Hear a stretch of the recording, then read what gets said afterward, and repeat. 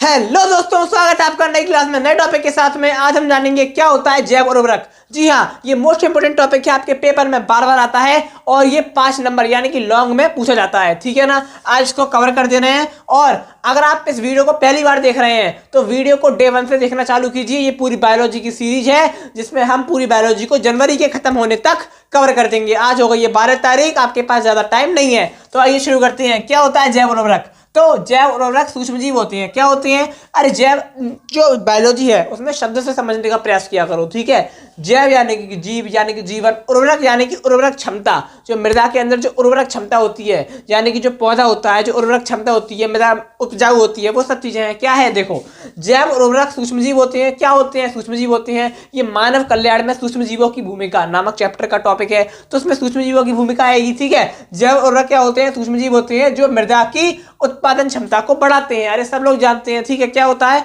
उसकी उत्पादन क्षमता जो होती है उसको बढ़ाते हैं और फसल को अकार्बनिक रसायन प्रदान करते हैं। क्या करते हैं? जो अकार्बनिक रसायन होते हैं जो फसल के लिए जरूरी होते हैं उसको प्रदान करते हैं। ठीक है, अब देखो ये 3 प्रकार से कर सकते हैं। किस प्रकार से? देखो, एक होता है नाइट्रोजन स्थिरीकरण। ठीक है, इसमें क्या होता है? ये वे सूक्ष्मजीव होते हैं जो अकार्बनिक पदार्थ जैसे जो नाइट्रोजन होती है, नाइट्रोजन को नाइट्रेट, किसमें? नाइट्रोजन को नाइट्रेट व नाइट्राइट में तोड़ते हैं। नाइट्रोजन को नाइट्रेट व नाइट्राइट में परिवर्तित करते हैं। कौन करते हैं?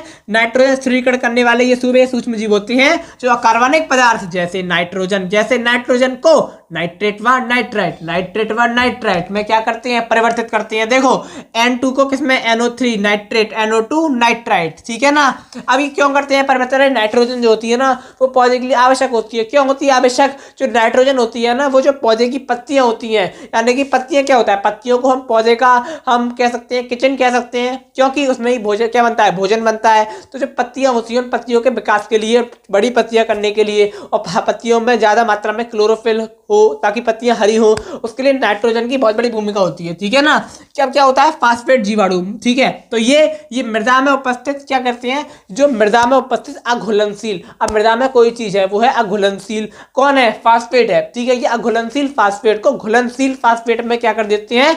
परिवर्तित कर देते हैं। कौन करते हैं? फास्फेट जीवाणु। अब क्यों करते हैं ऐसा? ताकि अघुलनशील है। अब अघुलनशील यानी कि जटिल पदार्थ है उसको है ना जड़ें कैसे अवशोषित करेंगी पौधे के अंदर, उसके लिए उसको घुलना पड़ेगा। तो उसको घुलनशील कौन बनाता है? फास्फेट जीवाणु। तो इससे क्या होता है? परिवर्तित कर देते हैं, जिससे पादप जो होते हैं मृदा से क्या कर सकते हैं? फास्फेट को ग्रहण कर सकते हैं। क्या कर सके?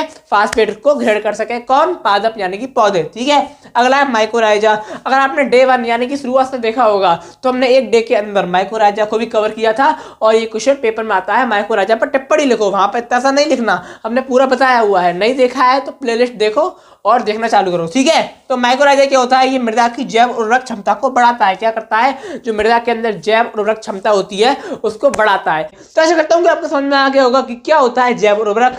तो अब मैं आपको मिलूंगा एक और नई क्लास में नए टॉपिक के साथ में। सीरीज को लगातार फॉलो करते जाइए और आगे बढ़ते जाइए। तब तक के लिए जय हिंद, जय भारत।